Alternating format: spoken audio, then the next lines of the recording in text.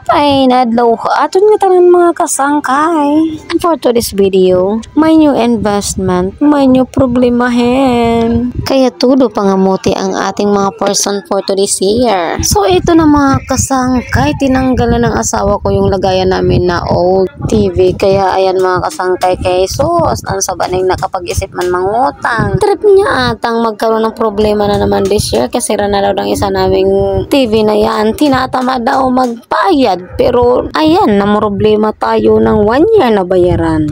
Diyan na lang muna namin nilalagay mga kasangkay yung aming new TV kasi naman wala pa tayong pambili ng lagayan na maganda. Magtitis muna tayo, at least yan libre, binigay ng kapatid ko. Thanks sa aking kapatid na naman, kayo maasa naman tayo sa mga bigay-bigay. Pero hindi naman yung TV. Hindi yan bigay. Kung bigay yan ay salamat Lord. Pero sino ba namang mga kaibigan ang magbibigay sa'yo ng ganyang kagandang TV? Ay Diyos ko Lord, wala na. Gifted ka na mga kasangkay kung bibigyan ka ng ganyang TV. Pero ayan na mga kasangkay, lalagyan na ng asawa ko. Tinitingnan-tingnan niya kung magiging okay yung lagayan kasi nga napakadelikado sa mga bata. Pero hindi muna mga kasangkay tinanggal yung nasa harapan kasi naman nagmamadali tayo baka naman kasi mahulog yan. Kalat.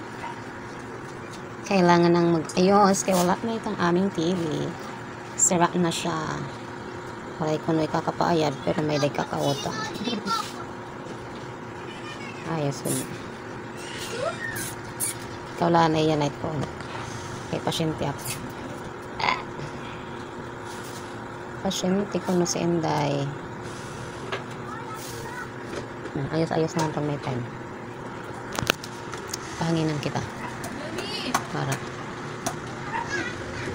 Kopi? Dito dalagan, mahugaw kay wari bulos. Pang ko nagadla. Irain do nga to. Kuhaw na lang to be. Upat man lang to naton. Kadong nga gud nga umiguit dida. Dinaigo kay imo anay yung tanggalit nga microphone. Mamay ka. Agis na. Agis good budoy. Ay night mabuhat. Hidit maigo dida. Dapat gid di mo hiya. Okay na ito dida.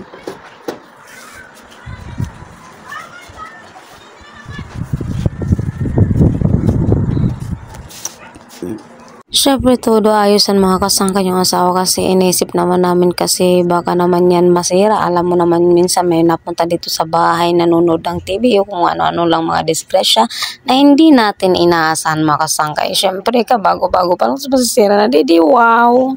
So adi na mga kasangkay gintitistingan na naman kung gaano niya ka very ganda daw kuno na TV nga sugad din nga klase kay syempre yan na pala kita hindi pa kasugad kay kumbaga yan na pala kita pa sa usap-usag yapin naman nga isipon niya na mga tuwi kailangan naman mag-ipon nga wag na masyadong maggastos kumbaga wala kita yan na inom-inom magidaw hindi basta kay magugutasan kita yan at pag-inom kay bawal kita yan na maginastuhon kay kumbaga adi kita sinisiring nga magtipid-tipid kuno pero gagawa natin ang paraan yan mga kasangkay basta ang tao gusto mo inom good bahala lang dagay bayro nun okay man gihapon siya mga sangkay murag nindot ma-excite na naman yung mga anak ko dito. Thanks for watching. Bye-bye. God bless us all.